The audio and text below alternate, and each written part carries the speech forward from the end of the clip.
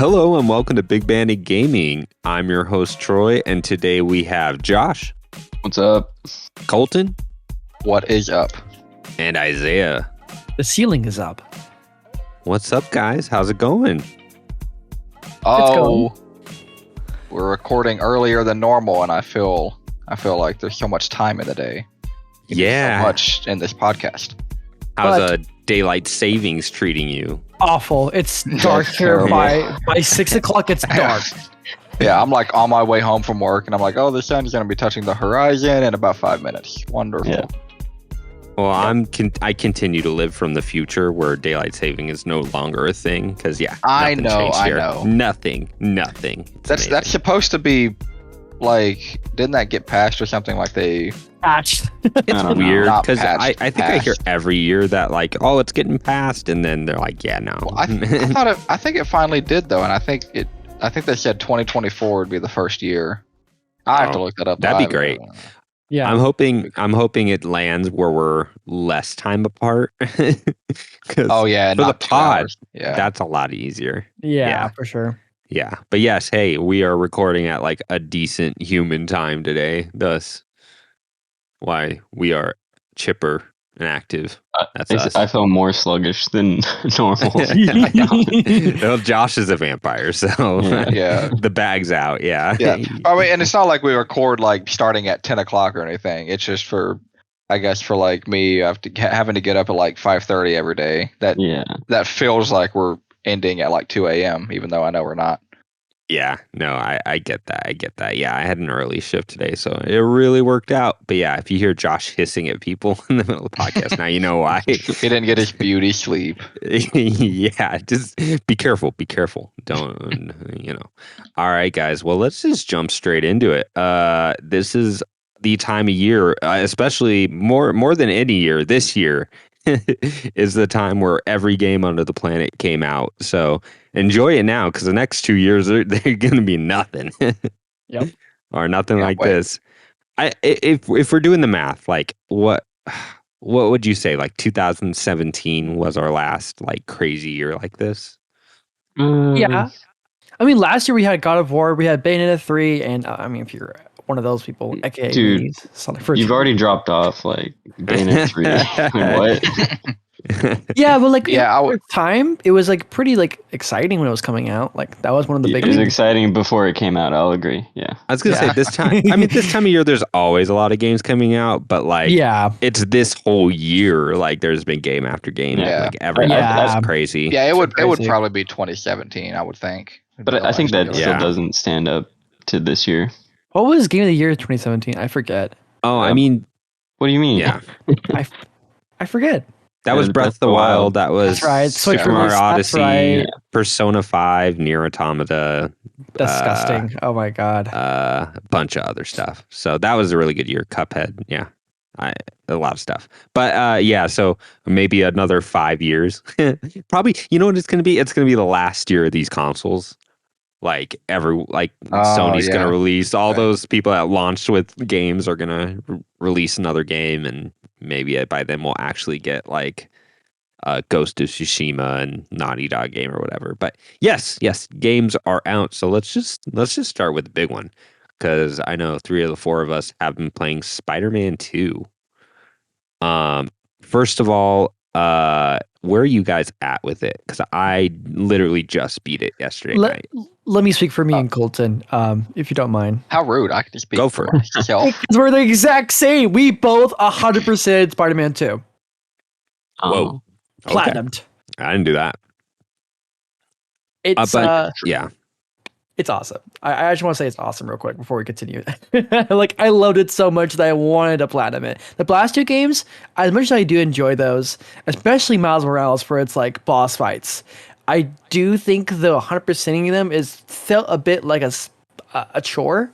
Not entirely, but like to me, I wasn't very interested. But this game, not only was it just easier, but it was a bit more interesting. Like, there was twists at certain points. There were different types of like side quests you can do, like ones like beyond combat and like best time and like medals and stuff like that. There was also like story missions like that were like meant to be like a fun like little like distraction that kind of enriches the world of this New York.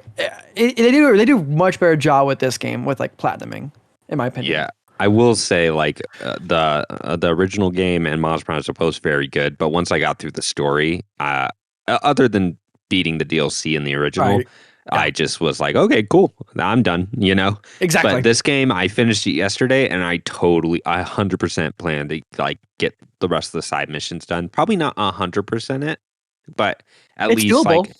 It is. There's just other games coming out, but it doesn't mean like I'm not ready to stop. Like the game is so good and the powers are so fun that I'm like, I want to do a few more bases and I want to, and the key thing is there that it's not like the side missions or the repetitive like stuff is so much.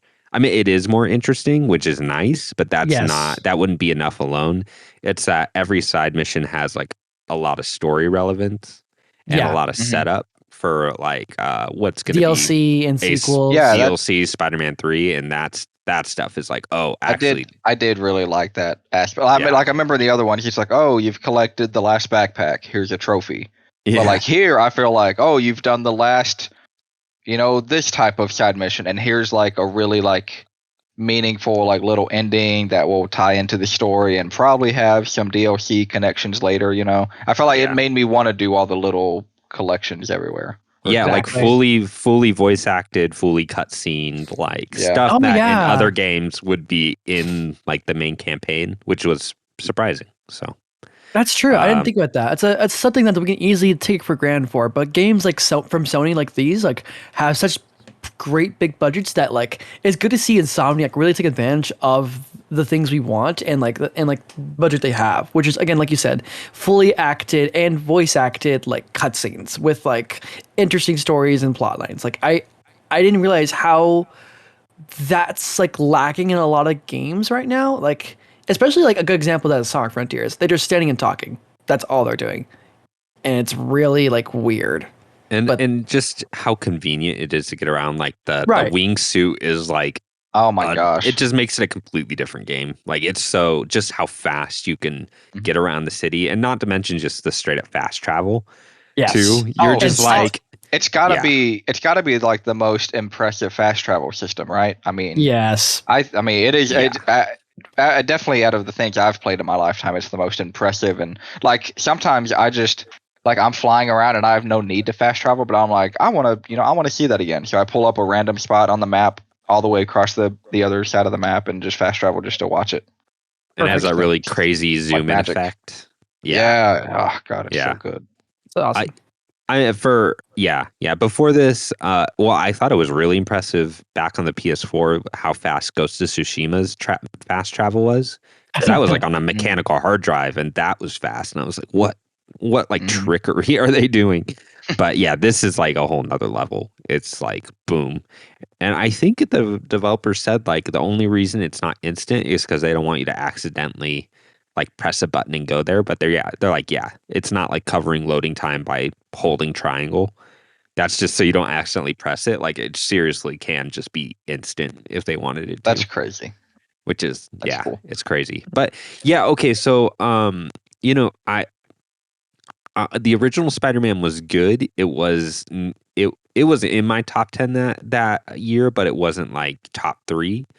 Mainly because I felt like the campaign dragged a little. It had a lot of ups and downs, and it felt a little longer than it needed to be. And that's why I liked Miles Morales, because it was so like the story was a lot more compact and snappy. It was like 6 hours or something, right? The issue with the compact and like fast runtime is just the fact that like a lot of the like beats kind of get rushed to an extent, but it's not like a deal breaker. But it is like a thing. It's just how it is. But I still prefer I do like that. it. But yeah, me too. Yeah. But I would say this finds like an even ground between. It's like the perfect melding. Yeah. It's lengthy, but it's not too lengthy, and the pacing for what they do have is really good. I was never just like rolling my eyes and being like, man, come on, can we just Right. It really went, and I didn't feel like it was padded at all. In fact, I'm shocked how even with all the side stuff, like how not padded it seems. You know? Right. Yeah. At first, it may feel like it. Like a good example of this, is like the drone side missions in game. Like that's a good example. But like the more you do them, you're more like you actually raise questions. You actually get more intrigued by it. So you keep doing them and doing them. And once again, you get to the ending where it's like this actually ties into the story and like the overall world of like Spider-Man, and it's way more like exciting. Yeah. And I would say like even their random stuff, you know, like the random crimes, I didn't do a single one of those. I just did it before the last mission to get one last upgrade. Like I literally did not do a single. You didn't do any of those? It's surprising. Nope. Wow. Nope. Okay. I ignored them. So what was really cool about those that I think was new in this game is that because there's now 2 active Spider-Man throughout the city in the game. Maybe like 20% of the time, if you did one of those combat missions, if you're Peter, Miles will already be there fighting with you or fighting them. Or if you're Miles, Peter will already be there. And as you're fighting, you'll start doing like these and not even like the takedowns, like the way you have to hit triangle and circle, but like if you finish somebody off, it'll have this. Yeah, it'll have like the team up things with Miles or Peter, whichever one you're not. Yeah. And I thought that was super cool. And then at the end of the fight, you can like walk up and hit triangle, and they do something like funny together, and like they do the Spider-Man point, or they like. Now I need to try it. It's kind of cool. It's kind of cool. I like that. And it doesn't just exclude to Miles and Peter, because this game promotes this theme of like be greater together. There will be, I think, there will be another character you get to like actually team up with during these like random encounters, and it's really cool. It's the same deal as like Miles, and it's kind of surprising. Like I didn't see it. I was like, oh, it's kind of cool. That is cool. Yeah.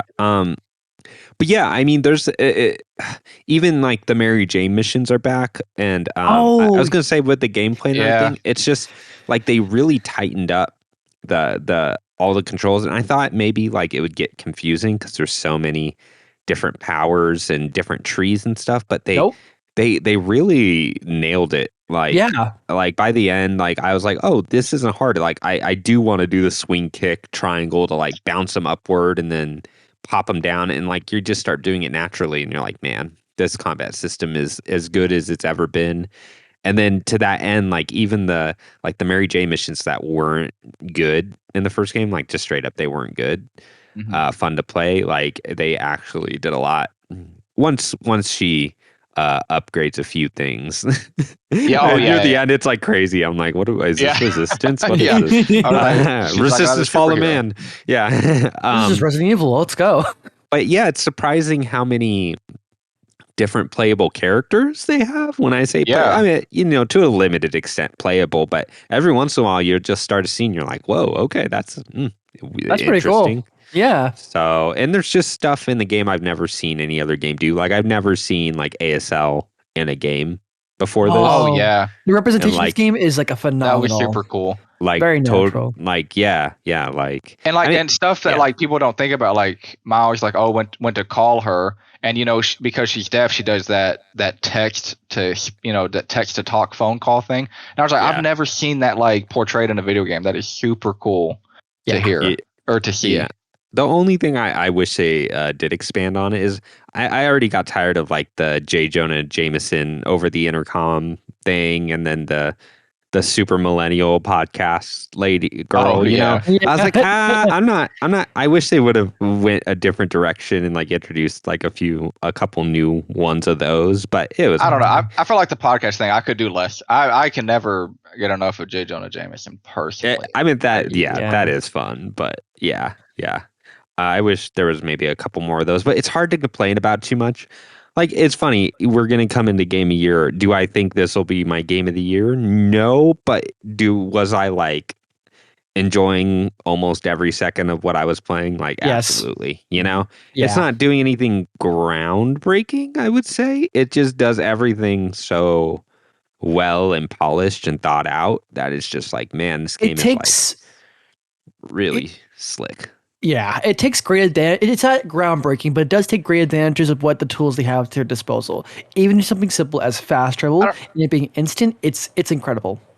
Do y'all have, I don't maybe I have a different definition. I felt like that fast travel was groundbreaking, but maybe sure. that just I did it so many times just to watch it. Yeah, and I loved it. If you but Miles Morales on PS5 was like it didn't have the crazy like zoom in animations, but it was almost just as fast.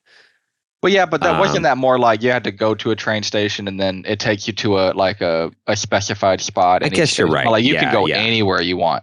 That is true. That is true. And I freaking loved that. I've never seen that before. You're right. That is like super impressive. Yeah. It's like it sells us on like this is a PS5 exclusive, and this is what the PS5 is capable of. The only thing I hope they upgrade between now and like Wolverine and the next Spider-Man is I feel like the facial animation hasn't gotten much better since the PS4. Yeah. And when it originally came out, it looked really good, but it's starting to look dated compared. I remember when I started the game and Izayah hasn't started yet. He walked in and like in a cutscene, and we both were like, I think we both said, "Oh, you know." Usually when it's like not one of the main characters, like, oh, you know, the shading on that face looks kind of weird. And I remember saying, I was like, you know what? When it comes to like characters and I feel like they really shine when they're like not doing humans. Like that Ratchet and Clank stuff always like it's never looked bad ever. Oh yeah. But I feel like once they start, you know, doing these type of games and they're trying to like animate like realistic like human faces, I feel like, you know, they could probably do a little bit better with that. Yeah. That might just need like a tech upgrade or something there. That was like the only thing I kind of noticed. I'm like, oh, that's aging a little poorly, but it just seems like, you know, it's just like I said, it's not that it's bad. It's just coming off of like Final Fantasy 16 or God of War, Ragnarok and stuff, where like that stuff is pretty immaculate. You know, it's kind of hard to compare, but cool. Yeah. In other words, we all agree that like, hey, Spider-Man 2, that is up there. That's the type of games we bought consoles for. It's great. It's great. It'll, like I said, I'm trying to hold off as long as possible making my game of the year list because I just want to let everything settle, you know? Yeah. So yeah, we were talking before that we might wait a little longer to do our game of the year podcast, maybe like end of January, just so we have time to actually play these games and kind of let it settle. There's a lot. There is. There's so many. And I was just going through trophies and stuff, and I was like, man, there's a lot of games. Like where am I going to put like Hi-Fi Rush or something like that? You know, that was so early. It's just like, it feels like it's kind of weird because like I'm not trying to say Hi-Fi Rush is forgettable, but it's because I played so many games and so much has already happened this year. Yeah, last year Hi-Fi Rush could have broke like my top 5. No, yeah, 100%. And I'm like wondering, like, man, is this even in my top 10? It's crazy. Yeah. I can't help but feel like I just can't remember some things that happened in these games, you know? Because it came out like so early on. Well, that's why you take the time to like go through your trophy list and it kind of jogs your memory, and you're like, oh yeah, that game was great. Like, that came out. So we'll definitely have a fair amount of that to do. All right. Let's do our next big game before we move on. And Josh, I'm gonna let you jump into Super Mario Brothers Wonder here. How far are you? I am sitting at the last part of the final challenge. Oh, okay. Are you talking about I mean, it's not. I don't think it's that much of a spoiler. There's a special stage, right? Of course, there is. You find it really early on if you're looking at all. Like, it's literally there. You'll find. Yeah, I'm basically just at the end of that. Okay. Yep. I just beat the final, like the hardest, quote unquote, last stage you can unlock yesterday night. Yeah. So yeah, I'm about where you're at. Well, here's the thing. I was like, man, I super enjoyed this game, but I don't want to push it. Like, I don't think I want to grind these levels out because I did about like 70% of them just like without going online.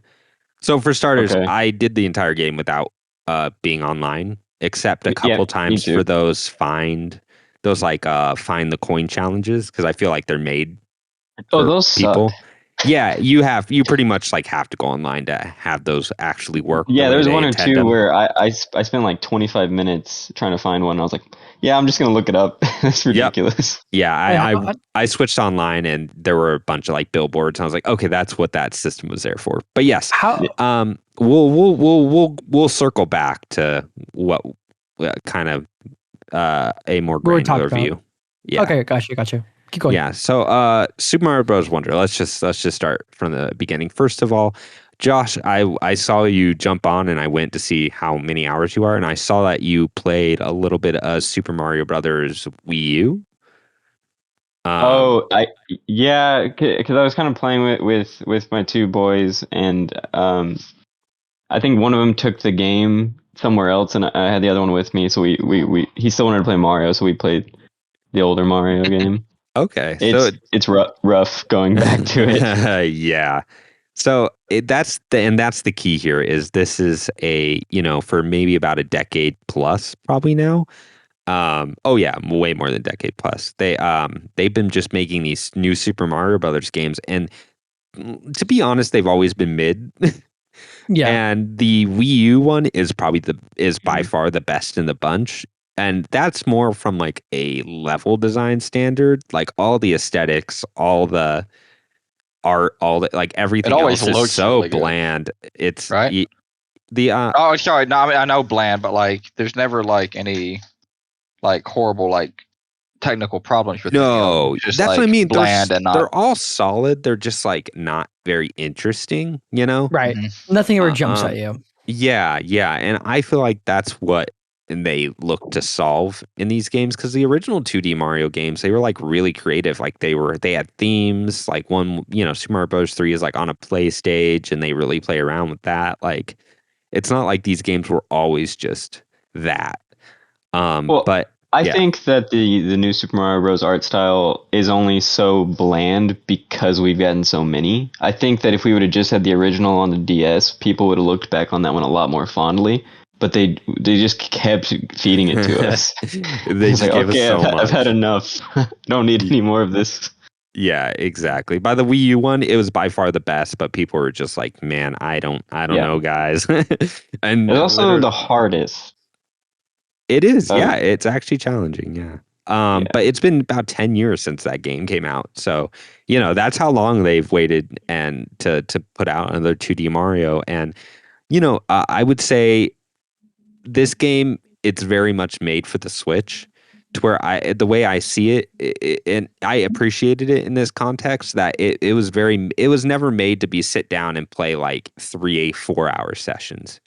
I do really feel like you can sit down and play 2 or 3 levels, and the beauty of the game is that there's these wonder seeds that change like something in the level, and just for the most part, I would say each of them had a unique thing about them, whether it was totally unique or another spin on something they did earlier. But for the most part, like almost every Wonder Seed did something pretty different, which is really crazy considering how many levels there are in the game. Yeah, I think that I was never disappointed whenever they repeated a wonder, because they would use it in a more interesting way than the first time, whether that be like more challenging or just like more creative with what was happening. So I was never like, man, oh, they're doing this one again. Yeah, and that's like really impressive, because like that's the thing, like every single level has a wonder seed, and every single level has to either have like a new mechanic. And I don't want to just like shoot through all the crazy mechanics, but there's a few of them that I was just like, whoa, okay. I was not expecting this, there, see, I don't want to ruin one, but I'll do it in a roundabout way. That one boss in Sonic Mania, Izayah, the one that turns into Dr. Robotnik's Mean Bean Machine? Yes, I absolutely love that one. And think of it like there are a handful of levels that do stuff to that scale in this Mario game. So constant like different gimmicks that kind of callbacks to the past of Mario. Absolutely. And there's a few gimmicks here. There's a few like levels where another game would have like been like, no, we're going to use this and that's going to be this whole world. You're going to have 12 levels of this. This would be a third of the game. But it's like a 5-minute burst and you're like, whoa, and you never see that again. Like, or like Josh said, you see a variation of it, but then they put an even like weirder spin on it. So I think it was very digestible, I will say. It's interesting. It's Josh, like you said, this is not as hard as previous Mario games. Yeah, and I've been wrestling with whether or not I think that's a good thing, Right. or just a neutral thing. Yeah. I mean, for my taste, the more I thought about it, I'm like, okay, who is this? Like, what is this game marketed towards? And very much it's a rebranding after the movie. There's a big focus on online, and all the online features are actually really cool. Like you're playing simultaneously with other people, kind of like Dark Souls, where you see their ghost. So they can't like interact with anything in your world, but you can interact with them. If you die, you have 5 seconds to revive them, or they have like a standee, and it's like a loop. Like if they die, they start at the beginning of the level and they can like catch back up to you, or vice versa. So it's a really wild. It's almost like a little lobby. Each level is in the online mode. That's cute. Yeah, journey. Yeah, and the thing is, the game was never hard enough for me to want to rely on that. I kind of wanted like a more pure experience because it could get a little busy. I don't know if you felt the same way, Josh.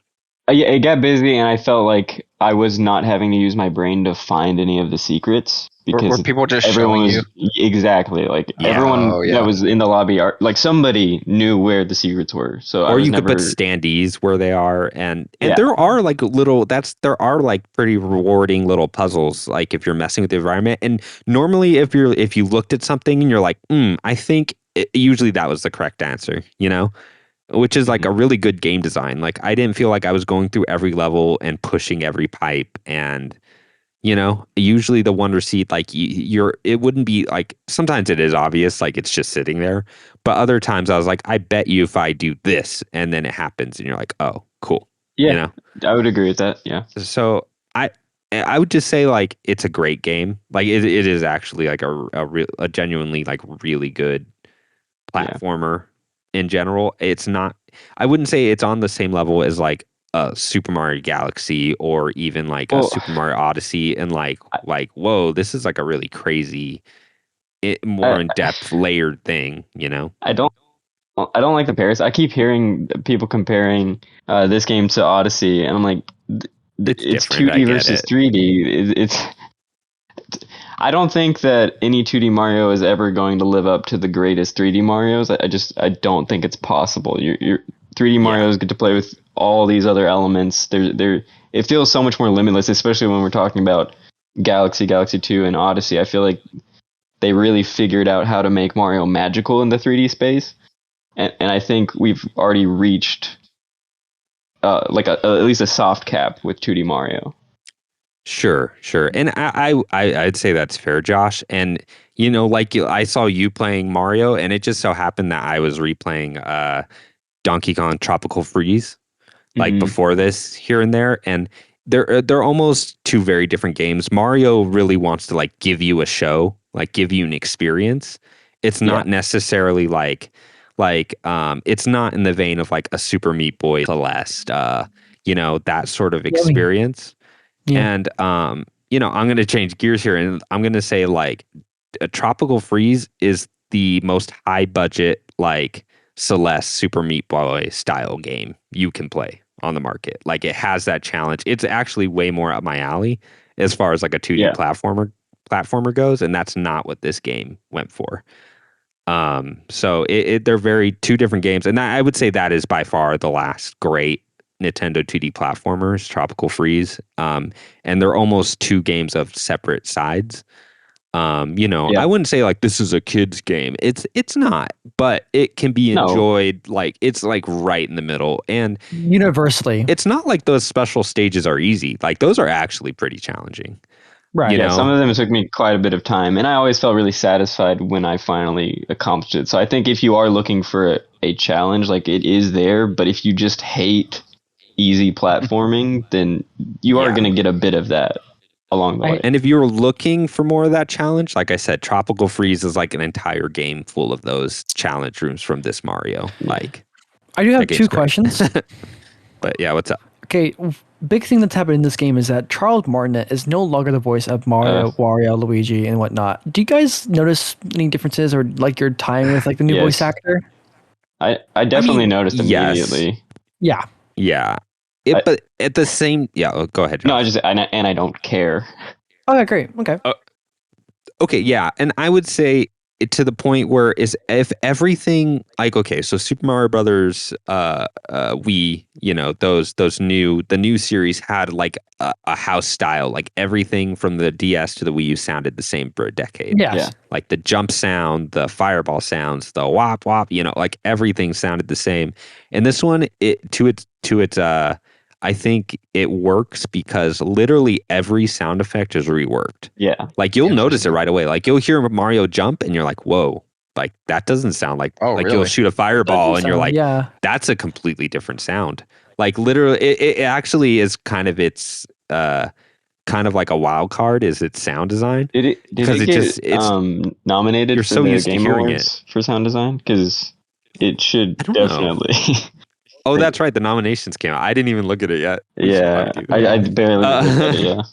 You know what? At the end of this episode, let's pull it up. Pull it up. So a little bonus at the end, guys. Yeah. We'll pull up those nominations and have some. We'll see what we think about it. Last question though, if you have anything else to mention before I mention it. No. I will say, I know Josh comparing it to the 3D games is not the same, but I think music is a fair enough comparison. Okay, yeah. Right. The music is so much better than the new Super Mario Brothers games, but it never reaches the heights of any of those 3D Mario, 3D Marios. Sounds solid though. There's a few really good, like decent levels, but there's no like, this is a jam. So the closest is an underground theme with that crazy like synth bass. Yeah, whoa. I think there was even one song, and I think it comes up a lot, that I really hated. Is it when you turn into the slime? Maybe it is definitely associated with one of the Wonder Flower abilities or whatever. Yeah, and there it was so grating. I was like, oh god. Yeah, for the most part, the sound is across the board way better than any of those new Super Mario Brothers, which is great because that was like one of its weakest points. I think all the music is just like pretty terrible, honestly. And Digital Foundry did like a good video where he brought that up and he like compared it, and a lot of it he said he's like, it's not like the compositions were terrible back then, but all like the samples, like all the instrument samples, are like way better this time around. Mm-hmm. And that's the thing. It's like it's really quality. I'm playing with a really decent pair of like mixing speakers, so like I can really, if you're wearing headphones, you get this effect too, where you can really hear that they're playing with like stereo panning and stuff in a really cool way. So they did a really good job with the sound, which is pretty important for a platformer. So last question, and it's a very quick one. Sure. Did you enjoy your time with the flower? No, that. Oh, the flower. Oh, I turned him into a caterpillar halfway through. No, the talking flowers. The talking flowers. Oh, duh. I didn't know what he was talking about first either. But about halfway through, I turned the voice to Japanese, and that was so much better. I actually really enjoyed the English voices a lot. I never minded it. I just wanted to see what that was like. I love that. Man. It didn't affect me either way. It was goofy. I want that flower. I love it so much. Every time I see my favorite game, it's awesome. My favorite thing is when a flower effect comes and they're just like being like bombarded by stuff and screaming. Like sometimes you just walk by them and they're like, oh. Yeah. The way you like, peaked. I have no idea what y'all are talking about. Flowers. So in this game, there's actual voice lines. Like there's literal sentences being talked. Weird. There's these flowers that talk to you. Yeah, they're the only thing that talk. They're like, wow, you made it up here. Like, or like, that looks like sus. They never say that, but something close. Yeah. It's like that kind of tonal thing. And then every once in a while, like you'll hit a flower where like the gravity shifts and they just scream. It's very funny. Sometimes they react to your reactions too. So like you can like walk by a sleeping Goomba and then they'll be like, that Goomba looks so serene. And then you bump it in the head and he's like, oh. Yeah, like it's weird. I love it. The game's weird. I love this. Overall, it's an awesome game. Like if you're gonna spend sorry, I'm not. This isn't a jab at Sonic Superstars. Oh, But yeah, if you're no, going to please. spend full price on a platformer, then this would is it. easily be the one. You know, I'm not like, oh, and it's a little too expensive for what it is. It's like, nah, it's perfect. Yeah, like So. I bought Spider-Man 2 for me and Colton because I knew this was the game that was gonna be like the talk of the town. Sonic Superstars, with all my faith in that game before it launched. Despite that faith, I was still like, I know what is the superior one. Let's be real. Yeah, it looks okay. It's just, it is. Yeah, what it is what it is. But yeah, cool. So yeah, that's Mario. Like, like I said, like Spider-Man and going in between those two games was like the perfect mix for me because I could have my very like intense story-driven, big budget thing, and then maybe while like Sam was studying on the couch downstairs, I would take my Switch down, throw it on a dock, and play like 3 levels. Yeah. So the way I played it is just like the perfect pairing, which I always love when I can get 2 games and it's not like 2 RPGs. It's like, oh, this is a game I would want to play more than like an hour at a time. So it is perfect for that. I marathoned it. I don't know why. That I have a hard time marathoning 2D platformers unless there's like a real story beat behind it. It's a weird thing. I actually had to switch from using the D-pad to the joystick or whatever the thumbstick because my thumb was just hurting so badly. Oh, okay, that makes sense. Yeah, I tried using the Joy-Cons with the buttons, and I was like, this ain't gonna work. This ain't gonna do it. So I'm yeah. But cool. That great game. Let's go on. Okay, let's go back to a game Izayah talked about last time and had some high praise indeed. Colton, let's talk about Sea of Stars. The GOAT. Yeah. So I was planning on trying it after Spider-Man? really after Spider-Man, yeah, because of how much Izayah was talking about it, and I don't know, I had an itch, like I wanted to play like a turn-based game, a turn-based strategy RPG, and the little bit that he talked about it sounded interesting, kind of having like the I don't know, like the rhythm aspect to it, to defend the attacks a little bit better or whatever, and all that, and it sounded interesting, so I started it, and I ended up really liking it. So I am, as of last night, no, I didn't play yesterday. As of the day before yesterday, I think I am 23 hours in, 22 hours in, I think. You're not far from the end. Okay, so I actually thought I was getting close to the end, and then something happened, and so I was like, oh, this feels like in any other game, this should be like the halfway point. So I was going to ask you, Izayah, exactly how close I am. Because honestly, I am enjoying it, but I'm also ready to finish it. Yes, I understand. Not necessarily towards not because of the game itself, but honestly because the other games are piling up, and you want to get those. And I do like it enough that I do want to be able to talk about it at the end of the year, and I want to be able to talk about it in a complete sense, like me having to finish it and everything. So I do. I'm glad another person played it. Yeah, and I really am. Oh yeah, you did play it. How much did you play it? Probably like 6 to 8 hours. But he's jumping in for now. I put in like 3. Yeah. Okay. Yeah. We played it. I do enjoy it. I thought the gameplay I really enjoy. I do think it is crazy. I'm like 23 hours in, and the 2 main characters that you play in the whole game, I've only gotten 1 additional move for both of them. Yes. I was like, oh my god, crazy. I am driving myself a little crazy. I go into combat, and I think, okay, I have the same 3 moves with these characters that I've had for 18 hours now. I'm getting a little crazy. I'm like, I feel like I should be able to do more things now. And I think they kind of mitigate that by having you unlock, find like a scroll, and then you have a new combo between one of the main characters and one of the side characters now. So I am getting more combo moves, but with the combo moves, you have to wait till you build up that little combo meter to be able to even be able to use them. It's not like normal combat moves that you can, or combat moves that you can just use anytime you want. The good thing about combat encounters is that they don't really they don't really demand more from what you have in your arsenal already. So if you're getting more characters and more combo moves, it is enough to like satisfy a little bit of that quench of like more power, more tools that you would obviously deserve. But with like the way they do this game, it's more skill oriented with more puzzles than like say I'm getting stronger because I have more moves now. The moves you have, unfortunately. I get that, and I understand that not every game is gonna, not like at the end of the game you're gonna have like 40 moves per character to use. And, Right. And oh yeah, some JRPGs are so bad with that though. Yeah, there's so much. And I'm not saying they did it wrong by doing it this way. It's just I think I'm just more used to that. Right.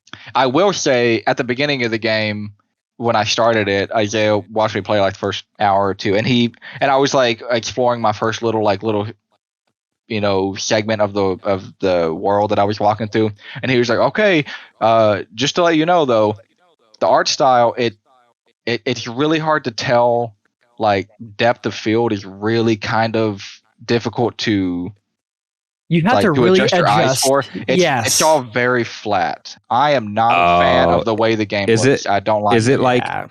Is it like, oh, there was a stairwell there and I never saw it? No, It looked like the background. Exactly that. That's hard. Dude, I was in a cave and I was like, I don't know where to freaking go.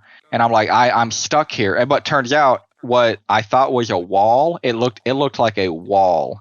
Yeah. And I thought I walked up to it. I guess I didn't. But turns out it was just like a column that was like, like in the foreground. Like you could just walk walk behind it. Yeah. But it looked just like a wall. And sometimes that's a little annoying. It's so annoying. I agree 100% with that. It's like the biggest caveat of this game and like visual. It's just sometimes it's hard to translate to the player and like get the message across that like you can climb this, you could jump to this, and they have great like set pieces for that. But because it's so flat, it's sometimes hard to tell because of its style. Yeah. Can I ask something too? Yeah, go ahead. Because this is just kind of the impression I'm getting while you guys are talking. Do you think a lot of the like simplification of the combat, not that it's like bad because it's simple, but do you think a lot of that and the way it's structured is because this is a game, like at the end of the day, this is a game trying to tell like a story and like, it's like very character driven sort of thing. Is that the impression you get, that it's like, okay, this is like a story experience first and there's a JRPG behind it? I think so for sure. And Interesting. I say that mainly. Not that that's bad. No, I get that, but go on. I think it's pretty. I think they're very much trying to push that story more than anything, and I say that because I feel like it's consistent. Well, I was going to say there's so much dialogue, and I felt there's too much dialogue sometimes, and like the smallest thing will happen, and then it's like, okay, now and there's no. I wish there's like an auto. What game was it? Like Octopath 2 that I'm still working my way through, but it's so long. Octopath 2 has a really cool thing where you can set the dialogue to 3 different modes. One where at the end of every line that someone talks, it'll stop and wait for your input to go to the next dialogue line, or it can have like an autoplay where the person will, They will voice out their line and then it'll go to the next person. And it's very like natural. Or there's like a fast forward. It'll just fast forward through everything.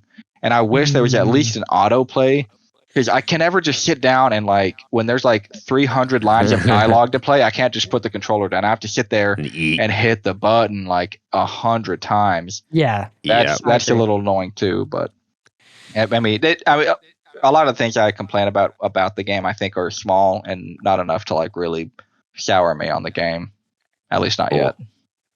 Not yet, no. Okay. Well, it sounds like you're getting near the end of it, which is probably good. Because by the time, if a game gets a little long, those small things start becoming larger things. So it's from what I've heard of it, it's not like you're grinding or anything. So no, I do like that part. I haven't had to grind. Yeah. I mean, I'm going from like, oh, we have to go to this big island now. I mean, I just go straight to that island, and by the time I get to the main whatever fight that I have to get to, I've leveled up like twice, and I've leveled up just enough to like. And that would be a mistake in that game if you had to grind, because like you said, like it's not like you're getting new abilities and you're experimenting. And I don't stuff. Like that's not the type of RPG it is. I do. So. I mean, I don't know how many other games you've done this, but I really do enjoy like the maneuverability you get as your character. And like in a 2D game like this, I thought it was really interesting. Like there's a wall that is 2 times as tall as you. Like I mean, it's twice as tall as you, and you can just walk up to it, and your person like jumps up, grabs hold of it, and like pulls himself up. I mean, it's very, I always get so frustrated. I mean, I'm sure everybody does, in those games. You're in a town, and there's a big rock in your way, and you can't do anything. And even it could be like a rock that's like up to your knee, but I actually really like that. I feel like it's almost like a parkour, like 2D game half the time, where like they're like, oh, cool. We're gonna let you climb everywhere, and a lot of the times there's like a hidden cave or something, and there's like a rock wall that you can climb that they hide just enough behind a tree where you can go climb a wall, and then you find a whole cave that you didn't know about. All your abilities. I enjoy that. Cool. Yeah, all your abilities from like when you like find them in like a dungeon or whatever, that like gives you like another button input in like the overworld. They are like pretty much like consistently used, where you can find like a secret, so a puzzle, or any of that sort. Like anything that you find in the overworld that's like a move that isn't combat, it's pretty consistently used, and it kind of gives the play field more interest in exploring, like more of that, like, let me go here, let me try this out, push this here and move the sun here, like it's pretty cool. Like it is cool. It is. That is cool. Okay. Well, yeah, no, I'm glad it wasn't just like a game Izayah played through and had to convince us all that it had really cool stuff in it. So I'm glad, because I just didn't have time to play, especially with Persona 3. Why the Super Mario? Okay, so it's funny you mentioned the timing based thing, because the granddaddy of all that stuff is the Super Mario RPG game. Yeah, the remake and coming Mario out. Luigi. Yep. Yeah. Well, yeah, because the original Super Mario RPG was a collaboration between Square and Nintendo. So yep. Yeah, but yeah, that's where all that timing based like defend, like hit to defend and hit, came from, was that game, which is really cool. I could be wrong about that, but I'm pretty sure that is like the first one to. It is the first one for sure. But yeah, but with that Persona 3 and then the Suikoden, I forget what it's called, but yes, their Kickstarter. No, the Suikoden creators have a RPG coming out next year, and I'm totally blanking on the name. Iliaden Chronicles, something like that. Iuden, yeah. It looks really good. Whatever it is. But cool, yeah. All right, so let's do this last game, and then let's clip through these other ones. So, Josh, I want to hear you talk about Final Fantasy 16. I don't know what way you're gonna go with it, or if you're in the middle. So, can you remind me how you felt about this game, just real quick? Well, last time we talked about it, I didn't even beat it yet, so I have a lot of conflicting feelings about the game. Yeah. Okay. So how far did you get? I beat it. I beat it. I beat it during the summer. Yeah. And are you overall positive? I think it's such a weird game to talk about. It's not that easy. It's like, that's the thing. It's a game where you need to sit down and be like, because it's a good game. Like, as a video game, it's good. Yeah, and I can explain to you exactly why the combat system is actually like really good. It's more in depth than it appears to be. Yeah, but I think most people's problems, I mean, correct me if I'm wrong, like, it's the whole controversy about it not being like an RPG, right? It's like, this is just an action game. That's not, like, I enjoyed that aspect of it. Like, I'll give you an example. There's a Moogle that gives you hunts, like harder enemies to fight. There was a point where I was able to fight like a level 50 dragon, and Clive at that point was only level 36. Yeah. But the thing is, like, that dragon, like, it would have 2-shot me or 1-shot me depending on the attack. And I beat that encounter in like a 20-minute fight because the tells were so good, and the like control you have over Clive and his abilities and stuff. Like, I was dodging and weaving like it was like a Souls game, and I beat like something that was like 16 levels above me, where most RPGs would be like, oh no, you don't have the evasion to do that, So like when the combat is like good, it's really freaking good. And I would say that's its strong suit is its combat, and its combat hits the majority of the time. And I would say overall, Josh, and I'll let you have the floor. The thing that surprised me on Final Fantasy 16, especially coming from the team that made it, I was expecting, the thing I was always wondering about was like, man, are they going to nail the gameplay? Like, this is an action game, that they're trying, like a stylish action game that they're trying to do. Like, are they going to be able to nail that? And I wasn't as worried about the characters and story because they had made amazing patches. And looking back, this is a team that there's a patch in FF14, or sorry, an expansion called Heavensward. And that after Heavensward, this is what this team was working on. 2 expansions later, it was Shadowbringers, and that is like one of the best Final Fantasy anythings to have come out. And they're still working on 14. So, it was weird. It was just a reversal. Like, I wasn't expecting to come out and be like, that's a great video game. And I think the story and the characters were the weaker side of it, which is weird to say about a Final Fantasy game. Okay. So you didn't really connect with any of the characters? Okay, no. Problem is the characters I did connect to, the story did them dirty earlier and later than I expected, without spoiling things. Okay, sure. Yeah, like early on, it's like, wow, this is, and you know what character I'm talking about. I'm like, wow, this is like a freaking rad character. Like, okay, it's like I just want to hang out with this dude all day, and then he dies, and I'm like, wait, what? Okay, this game's barely over, and you care, So that character's really freaking good. I think that was not my favorite character. Oh, okay. But I would agree that was a really good character. But I actually enjoyed most of the characters in the game. No, not that I didn't, but I think that where it falters is the difference between the height of the quality of the game and the lows. Sure. Yeah, totally. The pacing. I started really feeling it, like not pacing as far as like what you're doing in the game, but like you'll go from these like epic moments and like visuals. Maybe the most high production, craziest things you've ever seen in a video game to like the lowest C tier Assassin's Creed mission. Really? Probably more generic than that. Yes. Yeah. Like even more than that. It's weird. Yeah, but I don't think those lows, after I was like all was said and done, I appreciated the lows more because it like gives you time to digest what is happening in the story. Right. And I actually liked the story. I didn't think it was executed perfectly. I don't think it was the most engaging story ever, but I think it was very I don't want to say it was epic, but it was it was a little shallow. It has a villain problem for sure. Like Odin, Odin sucks, dude. He only sucks because they don't tell you anything about him, and he makes no sense. It's just like, dude, this is like a Kingdom Hearts like monologue right now. Like, what are you doing? Yeah, and again, without spoiling anything, it's like he's not that important, like in the grand scheme, but then there's that scene where he splits the entire ocean in half. That's what I mean. It's like, this dude's so lame, but also that was one of the craziest things I've seen in a game.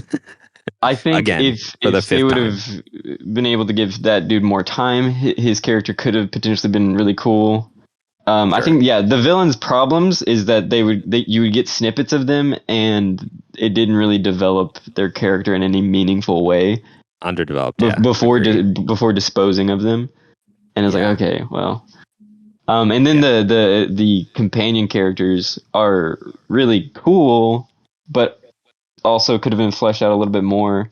They don't do much, But that's okay because of the fact that you don't have a party, really.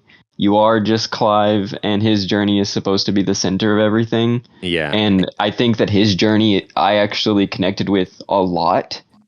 And he's probably my favorite Final Fantasy character. Now, I haven't played the majority, And the ones that I have played, I think they make you laugh. He's good. I like Clive a lot. He's certainly not the worst. He's a good main Yeah, character. I play a little bit like Final Fantasy X, and I don't get why people care about any of those characters. I just don't get. Orange, great, but continue. It's fine. Just Clive and his relationship with what's her name? Jill. I don't think Jill is the most compelling character on her own, but no, what she means to Clive, I think actually moved me a little bit. And I think that a lot of people have kind of been downplaying her importance in how some people don't like how she was written, but I don't think she was there was much there anyway. But what was there was meaningful to who you play as. And I've had enough of Baldur's Gate where your character is totally meaningless and you have to just care about all of these side characters, and I didn't care about most of them and let most of them die. This was you're actually playing as this really compelling character with all of these support characters around you that did help build his story out instead of focusing on all the side characters. I got to say the setup for Clive and what he's doing and stuff is really compelling and good. Yeah. Which makes me a little, like I said, I don't think it stays as compelling throughout, but it doesn't mean it wasn't still I wasn't still man, I got to see what happens next. But I say, for just to put it in perspective Izayah's played a fair amount, but for Colton, you guys have played, you guys played Spider-Man. There are moments in that game and boss fights that make those Spider-Man fights seem like a mini boss.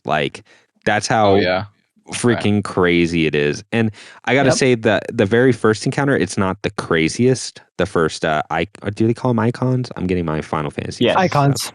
Okay, thank you. The first icon you fight, the setup to that fight and the fight itself is my favorite encounter, boss encounter this year. I don't know what you're talking about. The first fight was?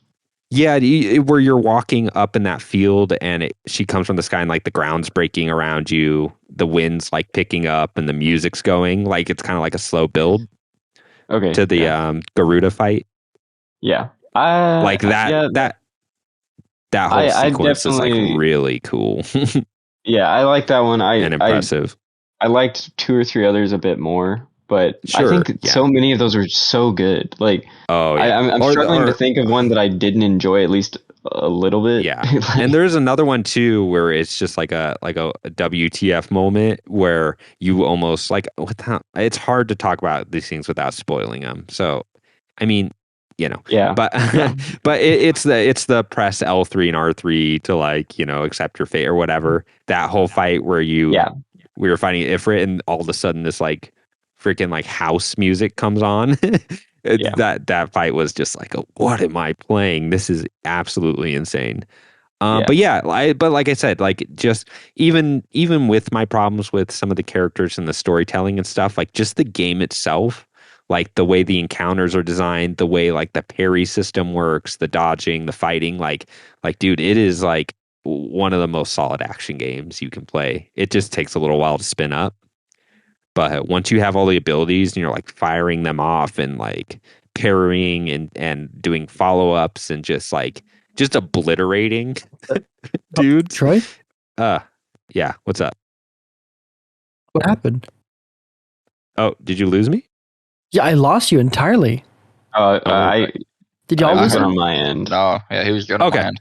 Okay. What? But that's all I'll say. Sorry, I'm talking too much. So Josh, any I think it'll come up during Game of the Year. I'm really curious once I put everything on a list where it lands because it's a good game. It's not my Game of the Year.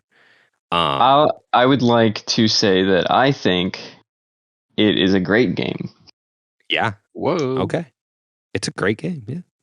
I like how I asked what happened, and I think you did explain it, and then immediately you cut out again until I hear, I think it's a great game. That's weird. Anyways, let's keep going. But no, I mean, some technical problems. I mean, like I said, it's a larger conversation, that game, because there's a lot to it in a weird way. It's a meaty game, and it's a long game. Oh, it's a long game, guys. Yeah, the only reason I beat it is because I was unemployed for a month. you know, and I played a lot of it. So I'm should try glad. that. Yeah, try being unemployed for a month, and then you two can beat a JRPG in a month. Will do. Yeah, but I mean, like I said, it's also visually, it's the same thing where it'll be the most amazing video game you've ever seen in action, and then every once in a while you'll see something, you're like, oh, that looks a little rough, you know? Yeah, I think the roughness was more so the art direction in some of those areas or some of the character designs, and not necessarily like the fidelity. Yeah, and that's what bums me out too, because like some Final Fantasies are so varied in like the landscapes you see and where you're going, like especially FF14. So I'm almost a little bummed that it was so grounded. But hey, like I said, it's a great game. It's just a high budget game in a generation where there hasn't been a lot of games that are just like, wow, this is just money being thrown at me from the screen, you know? You get a lot of that from like Spider-Man. But it's like instead of Spider-Man, it's just like a constant like stream of $1 bills. Whereas like FF16 is like someone throws a wad at you and then you play for like 2 hours until someone dumps another load of money on you. That works. Interesting visual. Yeah, it's just your TV. It's interesting. So yeah, cool. I'm glad you played it, Josh, because I was curious to hear what you heard. Yeah. It could have gone both ways. I could have seen you being like, "It's trash, it's garbage, I hated it," and I was like, I get it. The benefit it had is I really like action games, so it's a really good action game. Yeah, absolutely. Yeah, right. It is. It's really good. Yeah, absolutely. I enjoyed that combat a lot more than I enjoyed God of War's, even for instance. Agreed. So yeah, it's no Armored Core though. See, that's a game. We will see. Bye. We will see. We will see. All right, so we have a few more games on here. Let's roll through them. Because some of these are games we've talked about before, but not that I want to cut you guys off. Or let's see, Izayah, what is World of Horror? You want to talk about that first? I think before we talk about that, because that's kind of a big one for me. I want to talk about RE4 remake. It's kind of faster. Go for it. So, I never played a game that was supposed to be a remake that ended up being so faithful and so fresh, but at the same time, this pretty much the same game as RE4 remake. And that's all, I mean, all that with a positive to a T, like, connotation. I love RE4 remake with all of its, like, new, like takes with its combat, its shop system, its voice acting, its cast, its animation, like, even the world, like, exploring, like, I loved RE4 remake and everything it does, and to the point where like it balances that campy fun like humor from the first game. That part of it was unintentional with the first game, but they somehow were able to like translate it well with this game and still gave us like emotionally interesting and actually serious scenes to like pay attention to. The characters, the writing, everything is here, everything is there. I love this game, and more importantly, like they made a great like ebb and flow with the combat, with like juggling with your flash grenades before like I don't know, like mutant what do you call them? I'll call them mutant enemies, where like the giant like scythe comes out of their head and they swing around, or a massive like worm comes out and they're trying to eat you. Instant like kill. And then you have your parries with your knife, your stabs, and like of course like specific limbs that you shoot out like in the first game affect them differently. Like you can pop off like someone's legs with a shotgun, they're dead. If you shoot them with a pistol on the leg, you can like suplex them, and if you do it at the head, do a nice roundhouse kick. Everything about the first game I loved is here, including taking advantage of the environments, including awesome spectacles, including like just overall like set pieces. Like, man, I don't know how much you guys realize. This game's iconic. RE4 original was iconic, and this game is like side by side the brothers, and it's awesome. I'm happily putting this on my game of the year list. Like, this is a good game, and you can beat this. Sounds like you don't like it. You can beat this like in 16 hours. It's not a long game. You can beat it and you can have fun with it. I will say though, I bought the rocket launcher at the very last boss, and I used it for the second phase. blew through it. I didn't entertain the stupid eyeballs. I just want to beat it, and I was like, oh, perfect. So yeah, I put together the other day, Isaiah. I said, like, we're not going to get another Uncharted game for a very long time. Mhm. It's been a while, and it'll be a long time. But Resident Evil 4 remake is like a thinking man's Uncharted game. yeah, It's more Uncharted DNA than any other game I played, up to the minecart like level. I'm like, this is like almost like the train level from Uncharted 2. Like that shit's awesome. PC it can get. That's how set PC this game That's gets. a good example of like adapting it, but also not doing it by 1-to-1, where they still do like pretty much the same beats, but they execute it in a more effective way that fits this game's context. Like Luis, Yeah. I love Luis. The way I care for that guy in the first game was that you got notes everywhere you go, every like room you came across before you enter like a big room, is that you get notes about the lore, about the upcoming enemy, but also like what would happen after a story beat. So like, something does happen to Luis, and you find out why his intention was these, like what he was doing, his whole purpose. Like you find out after that beat in the first game, and they explain it here throughout the entire experience, and it's awesome. I really. Or you play the Ada Wong DLC like I did and forgot to put on my list, and you get to see all that in actual form, cutscene form, and actually play it through. Which the DLC is just as good as the original. It's almost like, hey, let's try to condense that entire game into like a 3-hour experience, and they did it successfully. But yeah, like I said, if if I was to explain to people like, what's it like playing Resident Evil 2? It's like, what if they're like, I want to make like a Last of Us style like stealth cover shooting system, but I want to put it into an Uncharted game. That's that Resident Evil 4 remake specifically. That's the way it plays. That's the way it feels. It's incredible, dude. It's awesome. It is the like I said, it's hard till I put it on a list, but that's been my front runner for Game of the Year for like all year. Yes. Even with all these other games. So it's awesome. It's like I said, like Sony could have made that game. Naughty Dog could have made that game. That's how good that game is. But Capcom made it, and that's why. Well, Capcom is like up there, dude. No, yeah, obviously, but it's why they are. Yeah, Dragon Dogma 2 looks freaking cool too. When is that coming out, by the way? Sometime next year. Okay, we're fine. All right, cool. All right, Josh. Real quick, or maybe not quick, Mortals of Avium? I'll try to keep it short, but I like to talk. Let's see. This game. Why did I pick this game to play when we have all these other games? That's what you're all wondering. Good question. Well, I got a free trial to GameFly. So, and Alan Wake 2. I've not heard about GameFly in a while. Alan Wake 2 is digital only, so I played a Mortals of Avium. Bummer. Yeah. Okay. So this game's funny because it has a strange similarity to Final Fantasy 16. You're a character who can use magic. That's insane. I know. And it's like, and as in Final Fantasy 16, you have like these different types of magic, and you can wield like all of them, and you kind of like get them throughout the course of the game. Well, in this one, you're just a dude who suddenly has all of the types of magic, and you're the only one in the world, or the only type of person in the world that can do it. So that makes you this hero. And the reason why it's bad is because Final Fantasy 16 has all of the history of Final Fantasy in the world building of all those games to kind of spin off from and things like that. So the magic is actually really interesting.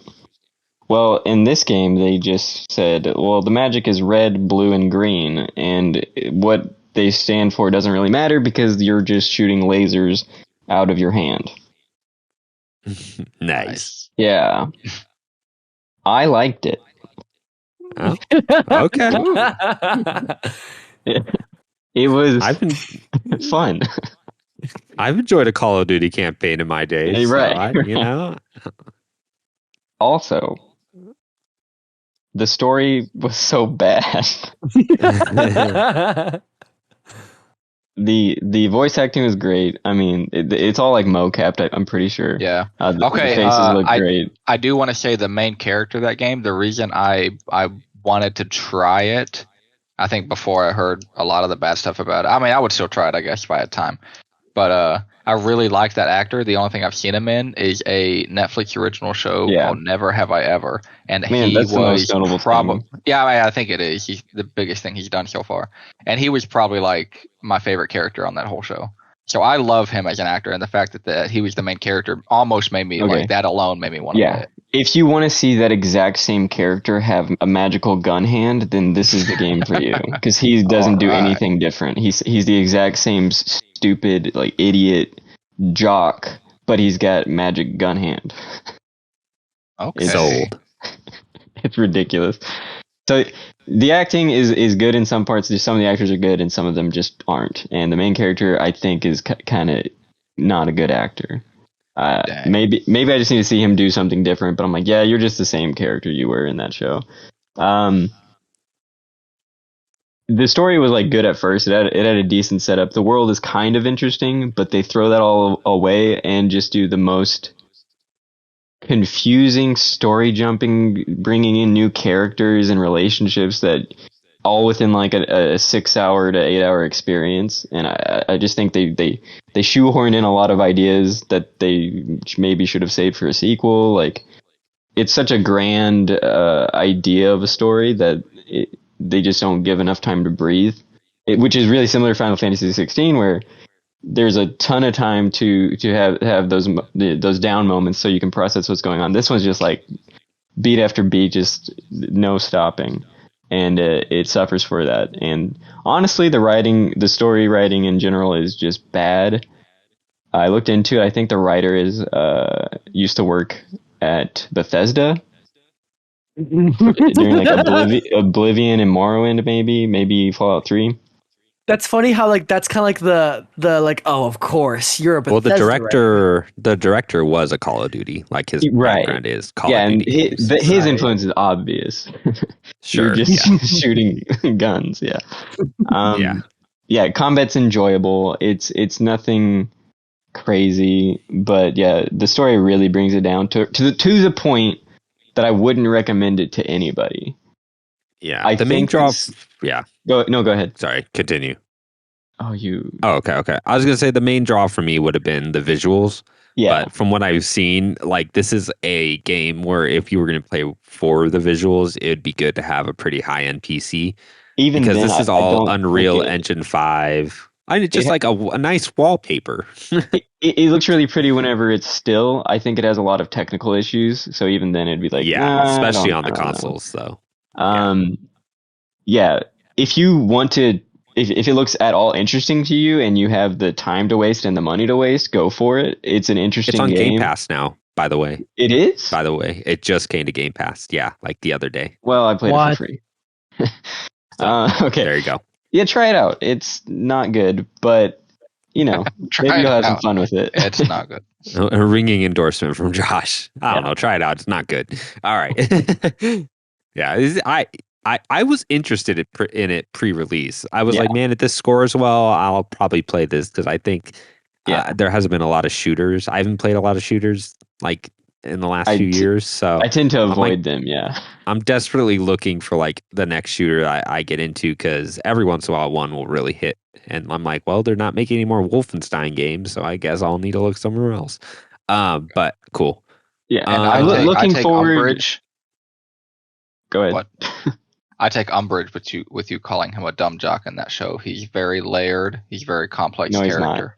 He's an idiot. He is. If you keep watching it, it's perfect. Well, I look forward to the sequel, or hopefully rather just a completely new IP from that team. I think there's a lot of potential there if they, ditch the writer and the lead actor.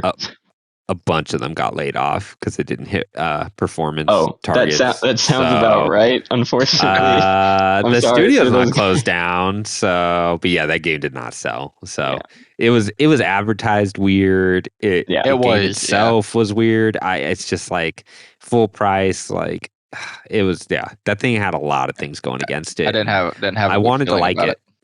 Yeah, I wanted to like support it because I'm like, this is like cool, like a single player only experience, like this. Like I want to support those sort of things, but I'm like, man, I'm not going to spend $70 on But it. I'm pretty sure it if was a you $70 yeah, release. but if you like need a palate cleanser from all the good games you're playing, it's really perfect. Good to know. Good to know.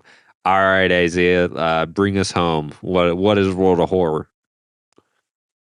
Let me set the stage. City of Shiokawa, Japan, 1980X. Something lost. strange is happening in our town. Road figures can be seen gathering in the woods at night. People are going missing. Disgusting creatures are terrorizing the seaside. The rapid technological progress of the modern era brings comfort, but also new unknown threats. Old gods, malicious eldritch beings who ruled the world eons ago are awakening as reality starts to crumble. Armed with clues, spells, and your dwindling sanity, you will investigate mysteries across the city and realms beyond.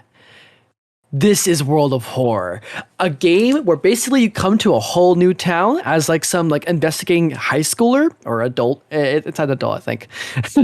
And you find clues, getting closer and closer to finding out like what is the way we can defeat this like higher being power that's about to awaken in that lighthouse. And that's like where this game is like fully like surrounding a lighthouse where you have a certain amount of doom where you start at 0. If you reach 100, you're just like the world's just doomed. And you have, Is that like a timer? it's not a timer. It's depending on your choices, and I'll explain that in Okay. a second. The whole game is centered around you solving mysteries. You need to solve about 4, I think 4 to 5, and all of them lead you closer to figuring out how do we solve and save this town from like eternal doom. And this is a roguelike RPG where everything you do matters in a run to stopping this eldritch god. And every run can be different. And if you do a quick play, it's the same. And if you do like the first kind of like difficulty, it's the same god. And I'll give you an example. The Eternal Web, Cathodic Atorosu, is once again awakening from its slumber. It's a giant spider. It's just a giant spider in a cocoon. And your goal is to get to the lighthouse before it hatches. And if that doom meter goes off, or if you're not able to if you die in the middle of this run, that spider just goes across the entire town and wreaks havoc. And you lose. That doom meter. What other game has something? Isn't there like a game where like you have like a sanity meter? Yes. Like you have to keep your character sane. What is it? Amnesia. Eternal Dark. Oh, Amnesia too. Yeah, okay, that's sorry. what I'm thinking of. That's the one I played. Eternal Darkness is kind of the original of that on the game. Oh, it is. Okay. But yeah. That's like the whole like consensus of like your runs and your motivations. The gameplay goes down to like nitty-gritty like stats. It's an RPG. You have 2 health bars, and you make choices on every run where it gives you a luck of a chance of doing this or this. And the way it's broken down is that you have mentality, which is like stamina. It's like reasoning. Reasoning, which is your brain, that's your health bar for your brain, and your stamina for your health, your actual body. So you have 2 things to juggle. You have a set amount of like stats for strength, dexterity, perception, knowledge, charisma, and funds.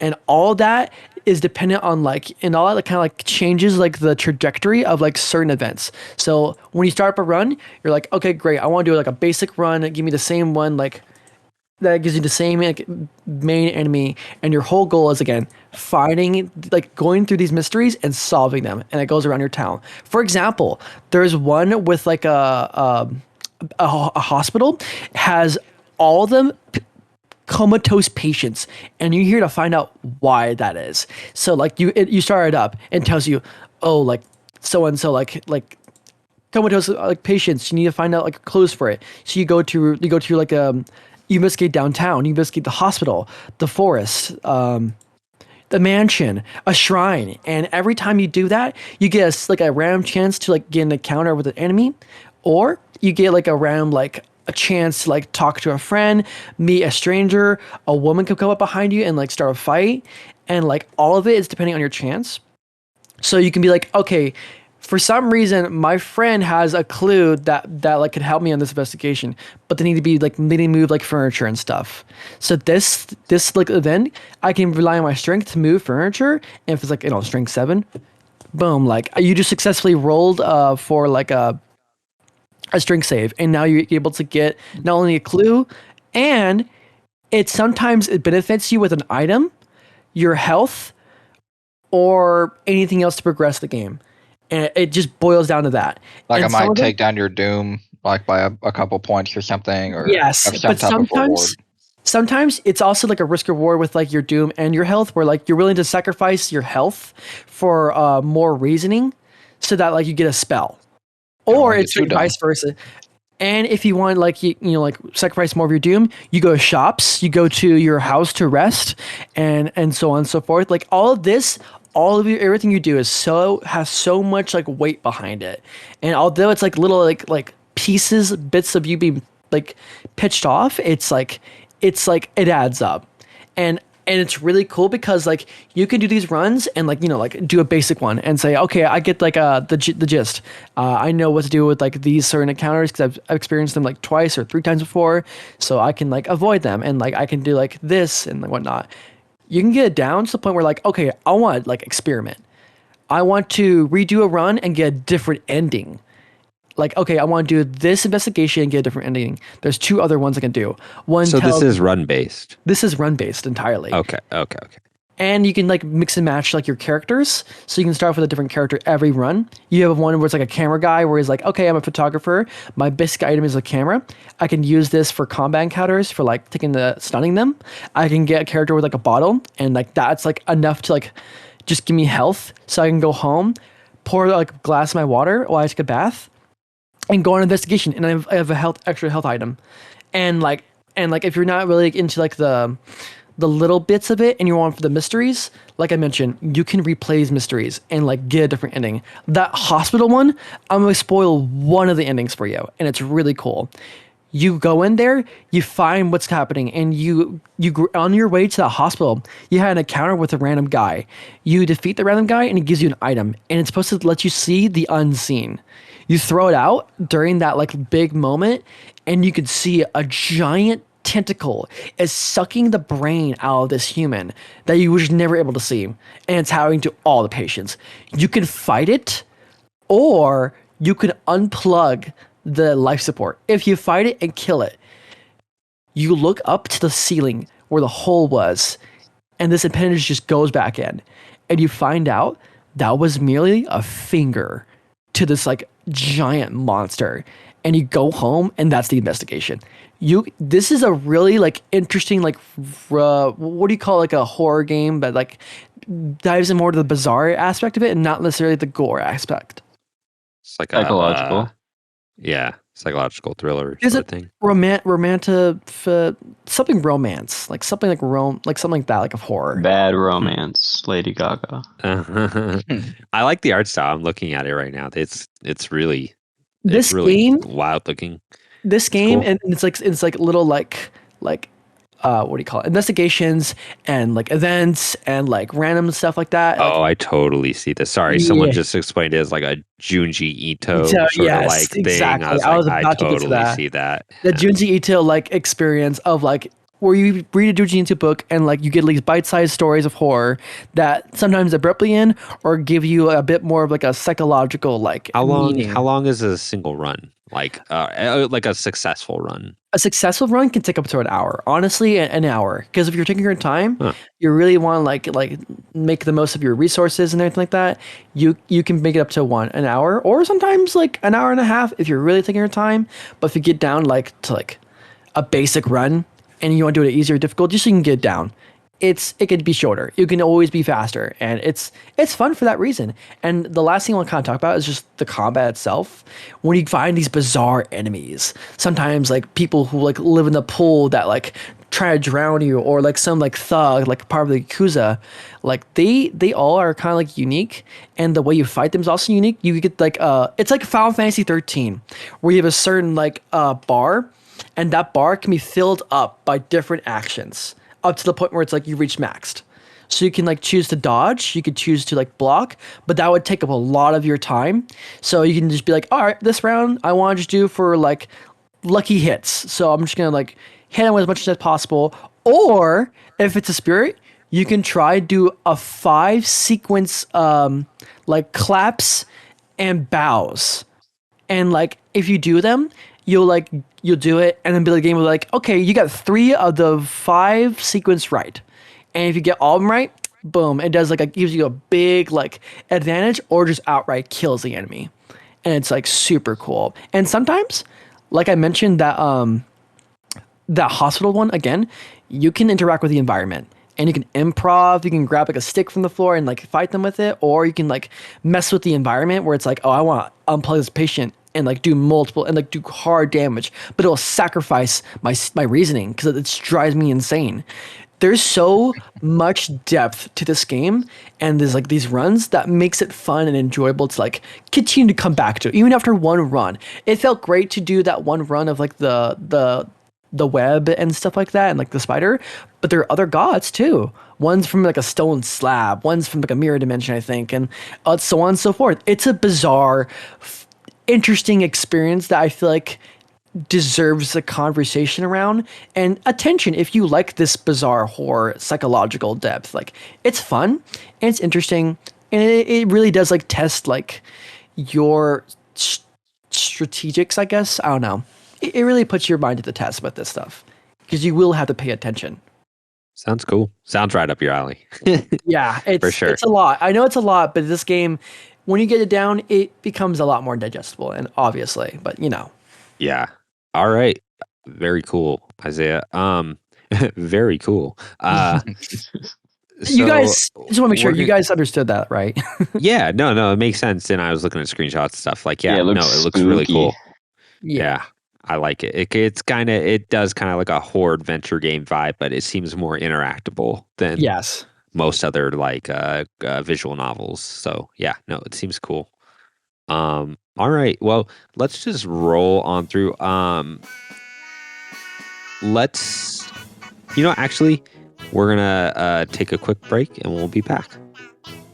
Okay, be right back. Sorry, I didn't tell you what. Ooh, we're gonna look over the Game Awards live, live reactions. So yeah, we'll be right back.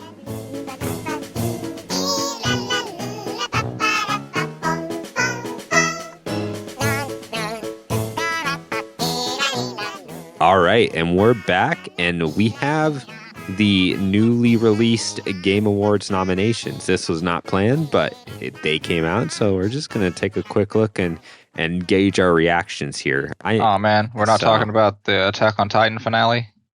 I've not seen it. Dang. Okay. I would like to see that. I'll allow it. Yeah, it's movie length, so it is. Yeah. So, all right. Well, let's just scroll down here. Let's look at the Game of the Year nominations.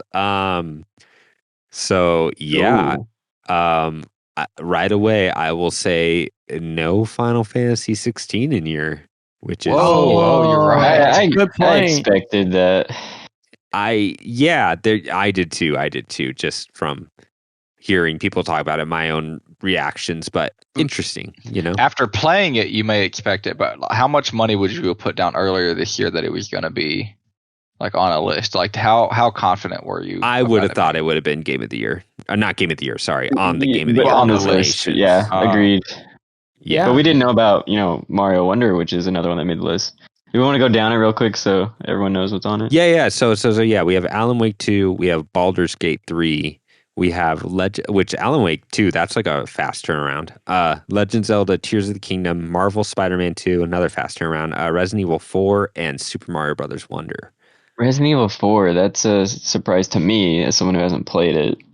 I'm not surprised. It's pretty awesome. Yeah, I just would have thought they would have put the remake on there. It's so weird. I mean, hey, that original is peak. I'm not gonna lie. It's interesting. We just said all those really nice things about Super Mario Brothers Wonder, and looking at the list here, I'm just like, does it stack? It's great. Hi-Fi it's Rush? Really good. But no. No. I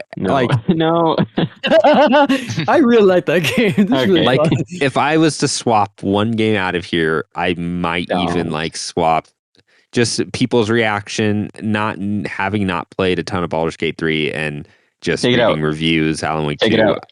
I would take out Mario Brothers Wonder and probably put in Final Fantasy 16.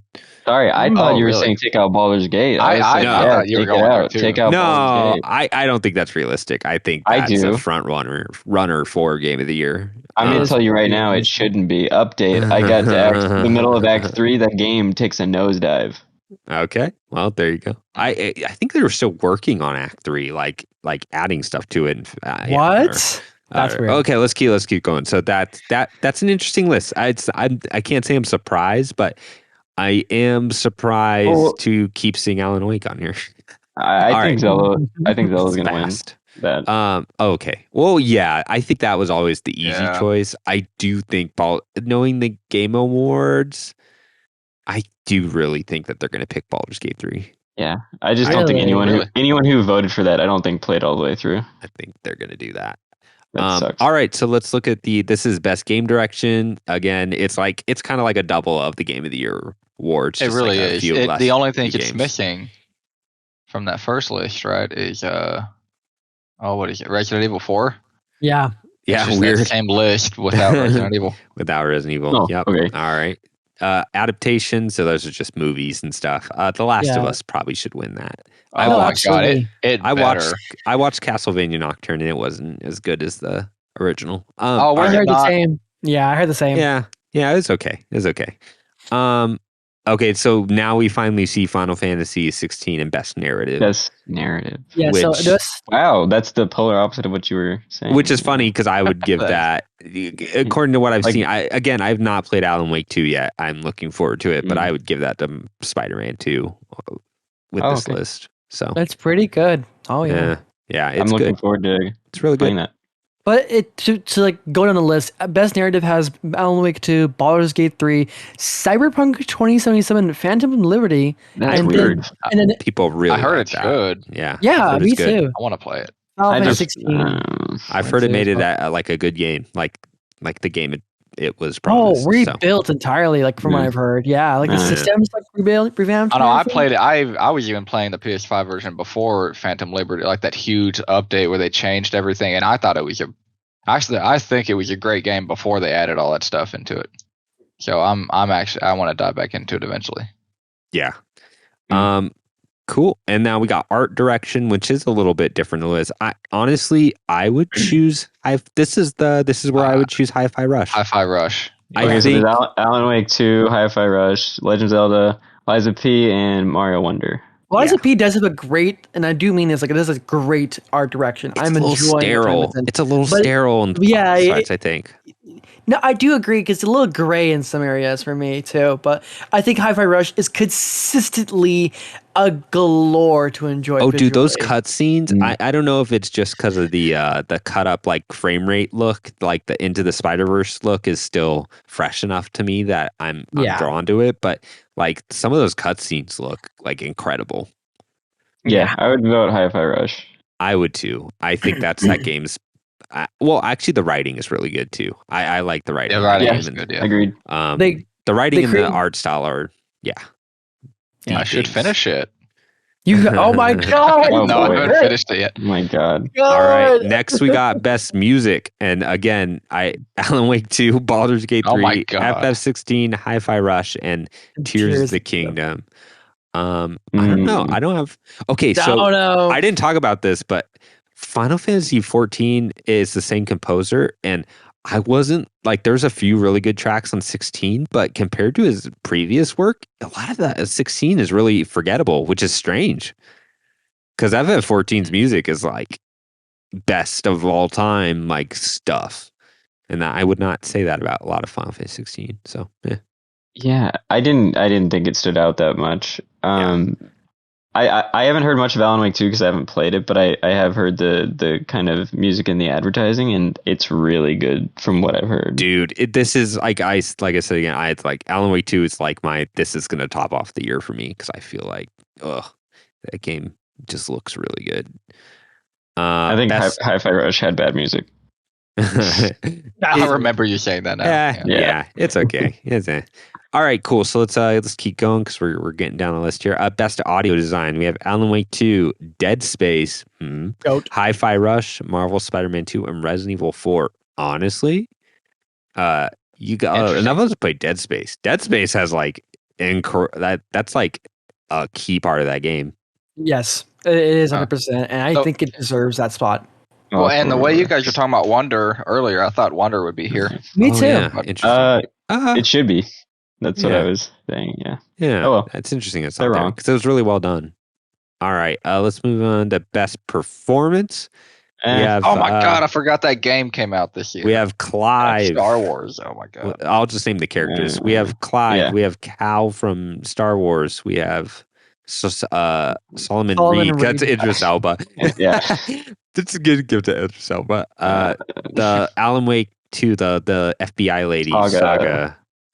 Asterion. Is that the hot boy everyone likes? No, it's just some vampire dude. I don't know. Okay. And then Yuri Lowenthal, pretty much the voice of anime as Peter Parker. So, yeah. That's rough. I think yeah, that's rough. I do think they did a good job as Clive, but I don't know if that's just because the facial capture is really good. No. You know what someone brought up the other day? Final Fantasy 16. Sorry, I'm backing up, but it has like really intricate armor and everything. Like everyone's wearing like this really crazy armor, and they're all wearing capes. And not one time do you ever see a cape clip into like a sword or a thing. Like there is no clipping on anything. It's crazy. That's a really crazy thing. I've never seen a game not clip a cape or whatever. I guess that means Ben Starr. He should win it. Yeah, because it's caped and clipped. I do have a genuine take. I think Yuri Lorenthal's like overall performance and as Peter Parker in Spider-Man 2, like when the moments get like real, like emotional, he really did pull the heartstrings for me. And I do think he did a great job with Peter again in this game. I think. Yeah. Go ahead. I just think the facial capture doesn't always. Makes it a little weird. Yeah, sometimes it makes it seem. I think he did do a good job, but it's his voice acting performance. Do you include that in best performance though? Like the capture? Like, does that matter to you? It does. I think. Okay. I only think of the voice acting as the performance because these people that are nominated have no control over it. Yeah. It could be a still image, and if the voice acting is good, I would say that they should win. Like if it was Xander Mobus for like Joker and Joker talked more, I'd be like, oh yeah, Xander Mobus makes sense. Yeah, like what if there's a character that was all over like you never saw them? It was just like through your brain or something. That's true. Like, I mean, I played enough like Super Giant games. It's not like they have facial capture and stuff, but at the same time, there's nothing. When you have that like. Separation, there's nothing to get in the way, you know? So I think it's a little bit of both. I'm not judging their acting based on it, but it just, it's just part of it. It's kind of distracting. Yeah, it is. Yeah. All right. I think we can skip the next one. Best accessibility. Just give it to Sony for like giving you so many options. All right. So we got games for impact, which I'm not sure what that category is, so we'll keep going. Best ongoing game. Do you think Final Fantasy 14 is going to sweep it for like the fourth year in a row? The thing that makes me laugh about this category is every time people get so pissed at this category, it's usually the Fortnite people. It's the Fortnite Genshin Impact people that are like, well, are you kidding me? Okay, to be fair. Okay. Go on, Josh. I'll let you cook. No, they're all really good at what they do, except for Cyberpunk. I don't know why it's here. It should probably go to Final Fantasy or Fortnite, though. Yeah, Fortnite did just have the biggest day in its history the other day. Yeah, but that was after the voting, so. No, that's true. I guess it's true. Yeah, it is. Yeah. I mean, best I'm saying because of that, I wouldn't be. Oh, okay. Yeah. For the listeners, though, it's Apex Legends, Cyberpunk 2077, Final Fantasy 14. Fortnite and Genshin Impact as best ongoing game, and obviously I think it's going to be 14, but I want to be Fortnite. Yeah, I don't know. This year has been kind of as someone who's kept up with Final Fantasy 14. There's no expansion this year. It's kind of just been kind of patches, which are good. Like the game's always good. It's super mature at this point, but maybe this is the year something else gets it.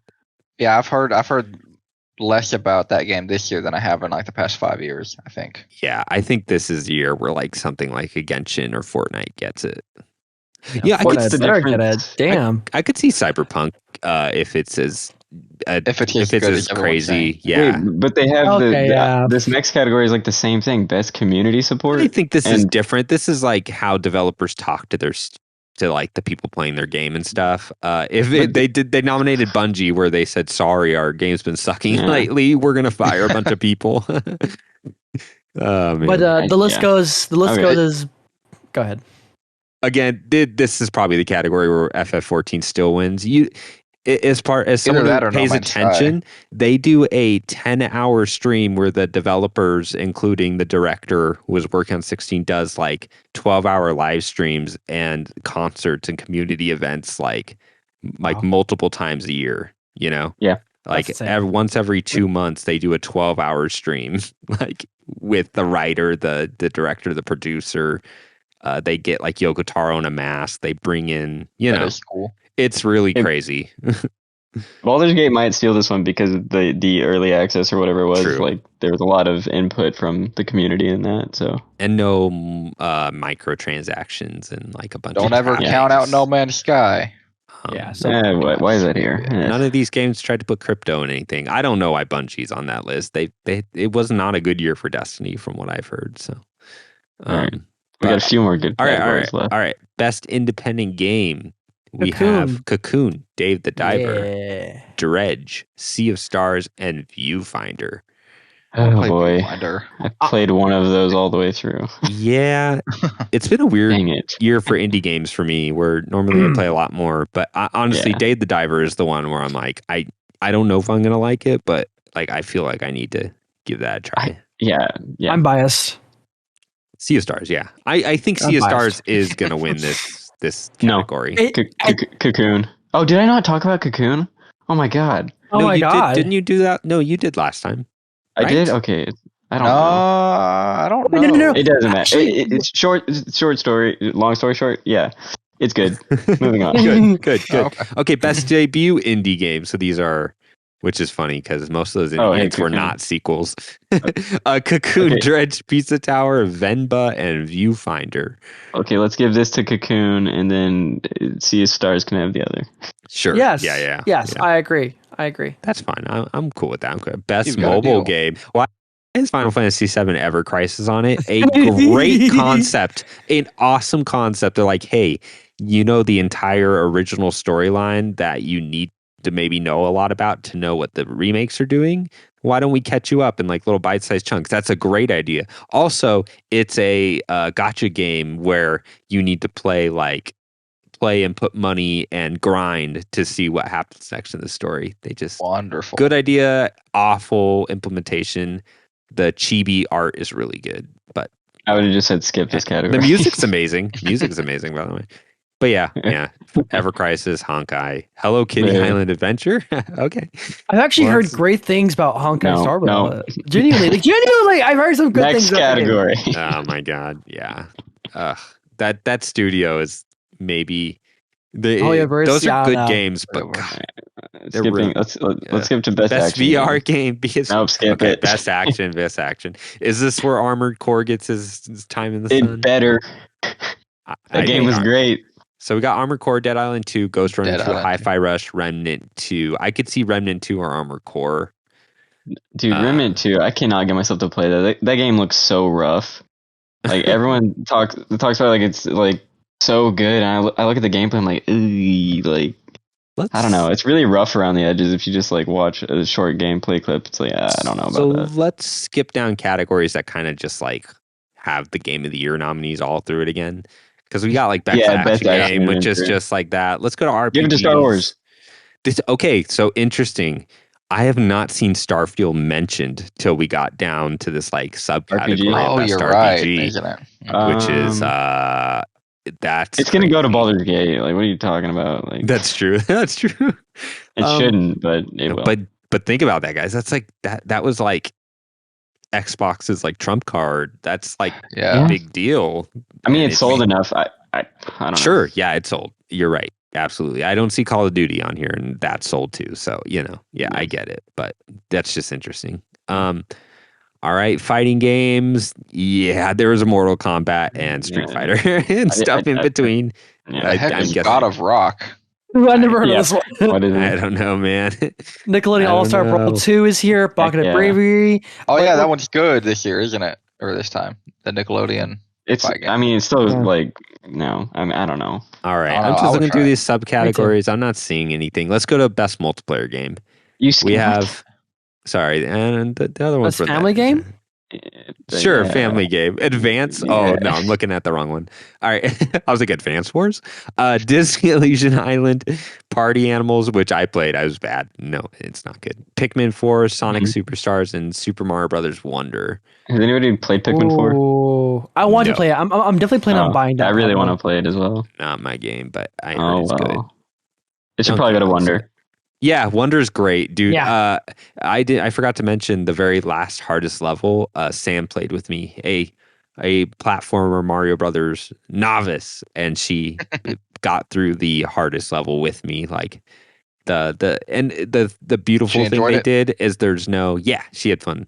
There's no what do you call it? There's no collision between players, so you can't like knock into each other, throw each other, like knock each other in pits by jumping. So it's actually the only downside is that it never zooms out whenever you try to like pull away from the other player. That can be really rough, especially if you're playing with children.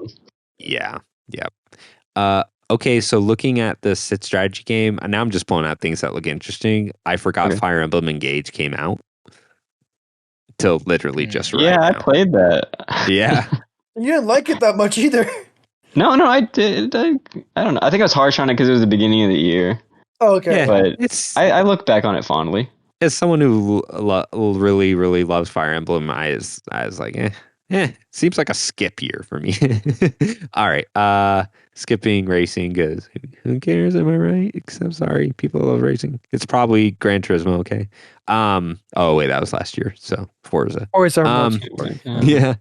Best multiplayer game. So we have Baldur's Gate 3, Diablo 4, Party Animals. Yeah. Street Fighter 6 and Super Mario Brothers Wonder. It should probably go to Diablo 4, but just because the other like multiplayer in these other games kind of aren't great. I agree. As much as Diablo 4 actually didn't stick with me, or Sam who bought it, we're like, finally a game we can play together. I'm like, I think I like Diablo 3 a lot better. I did too. I don't know what happened.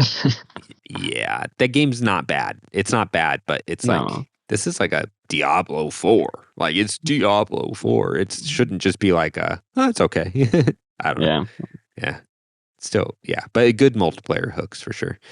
Most anticipated game. So we have Final Fantasy VII Rebirth, Hades 2, Like a Dragon, Infinite Wealth. Did you guys see that Animal Crossing like mini game? Yeah, that's crazy. That's funny. Star Wars Outlaws. Are they thinking that's coming out next year? Okay, sure. No, well, good luck with that. I don't know. If Tekken 8. Does this have to be next year? I guess not, but I don't know. Well, okay, just stuff that's been announced that everyone's looking forward to. Because I think Elden Ring like won 2 years in a row, right? Oh yeah, right. Those remake fans of FF7 are like crazy. This is nominee like FF7 like Rebirth. That's gonna win for most anticipated. Have you guys seen that trailer? Not the initial announced trailer, like the gameplay trailers. For Rebirth. It looks pretty good. It's a different game than that original remake. It's there's that animation where you sit on the bench and he pulls out a little cloth and sits on it. I'm like, okay. It looks crazy. Yeah. That game looks crazy. So Hades 2 though is my pick though, obviously. Yeah, I'd still have to give it to FF7 Rebirth. Yeah, for real. I'm that guy for me. Yeah, absolutely. Cool. Content creator of the year. There's nothing else. Okay, it's just esports. Everyone esports stuff. Esports. How is Rocket League not on the esport game list? Everyone tell me what you think about the best esports coach. Buhujin from Valorant, genuinely. I think his video has been very, very, very insightful. I feel like he's really like... Sure. Like genuinely, I feel like every player who has watched that man has like, I have actually learned to get better at this game because of him. Like genuinely. Who would you say? Wuhujin. He's like a banana man. His whole thing is being a banana. God, he's like a banana man. He's a banana man. Cleared it up. Other games, I don't give a shit. Yeah. Best Good to esports go. athletes. Whoa, hold on. Let me look at these names real quick. No. Wait, before we move on, let's just like what do you guys know when the game? Okay, it's December 7th. What time? Okay, 7:30 Eastern, 4:30 Pacific. Okay, I'll be off. What day of the week is that? We've been trying to. That's a good question. It wasn't like on a Monday or something last time. Because it looks like a Thursday. The 7th. That's a Thursday. Okay. It probably was a Thursday last time. But yeah, I think we've been trying to watch it together because I don't know. I feel like I want to see honestly, I want to take votes on what weirdo is going to rush the stage and if it's just going to escalate from here. Or if it's just going to be the same kid every time. Yeah. Yeah. Like a guy like.